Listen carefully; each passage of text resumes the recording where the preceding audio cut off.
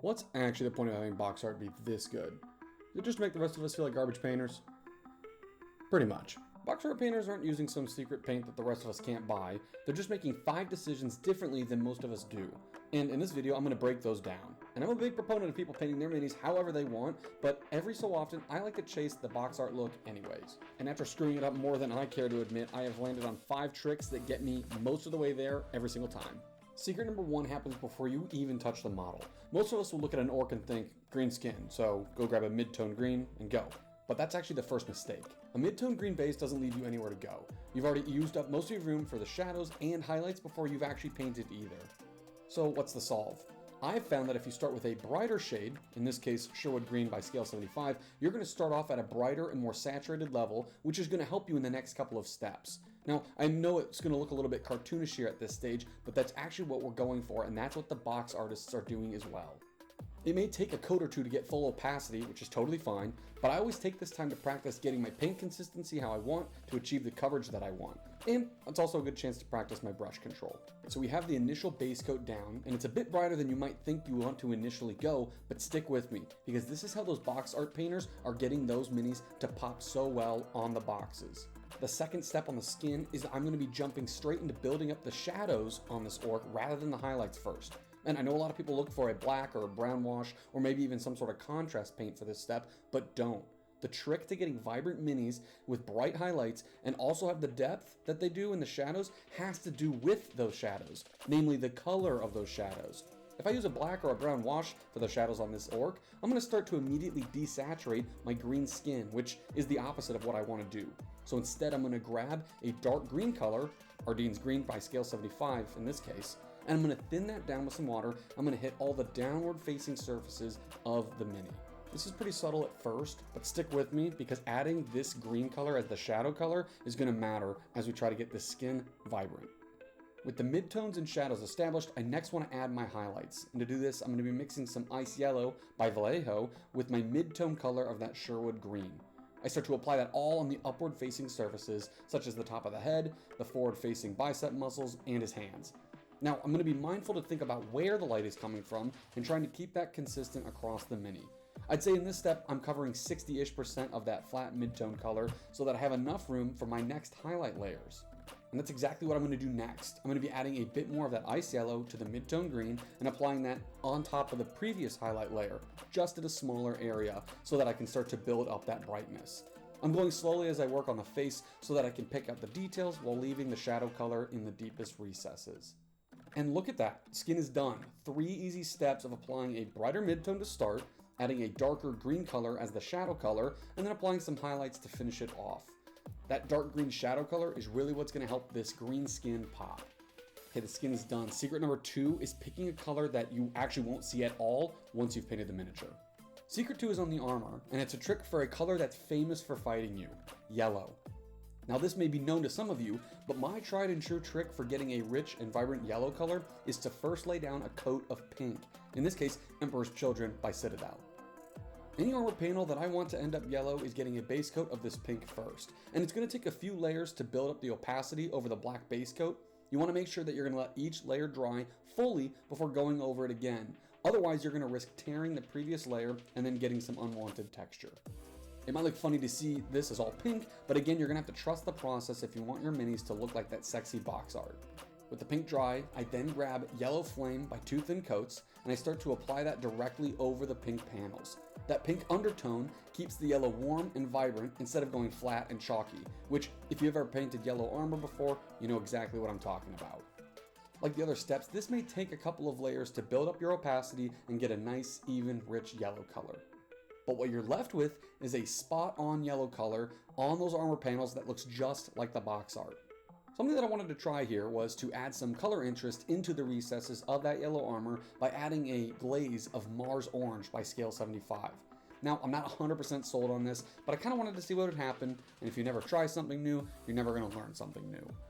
To help differentiate the yellow panels, and to get this guy looking like he fits in the box art on any GW box, I start to edge highlight with a brighter yellow on all the edges of the armor panels. This is going to do 2 things. It's going to clean up the edges that separates the different panels, and it's going to cover up the areas that might have gotten a little too much of that Mars Orange glaze that I wasn't sure I wanted to do in the first place. So it was at this point that I realized I painted up the shoulder pauldrons on the orc yellow when they're supposed to be black, like the box art is. So that's not very fun to figure out after you've painted and spent time doing layer after layer to build up your opacity. And I could have kept them the color that I had painted them, which was yellow, but I wanted to be true to the box art, so I painted them black. Before I share with you secret number 3, I want to take a moment to show you how I got these black armor panels looking so nice and clean. I started by mixing a dark blue color with some water and carefully highlighting the raised divots and edges of the hammered metal panels. It's going to be faint at first. I then take a brighter blue color and mix that into the gray to get a highlight color, and I trace that over the previous layer. Now, I'm not trying to paint entirely complete lines, rather I'm going to be making chips, swipes, and gradual lines of intensity along the previous layer. As a final step, I'm going to grab some ice blue and dot that on the very apex of each high point on the armor. I grab the nicks, the edges, the places where the lines intersect to give those glints of bright highlights. And here we are about halfway through. The skin is done, the yellow is painted, and I've added my black armor panels as well.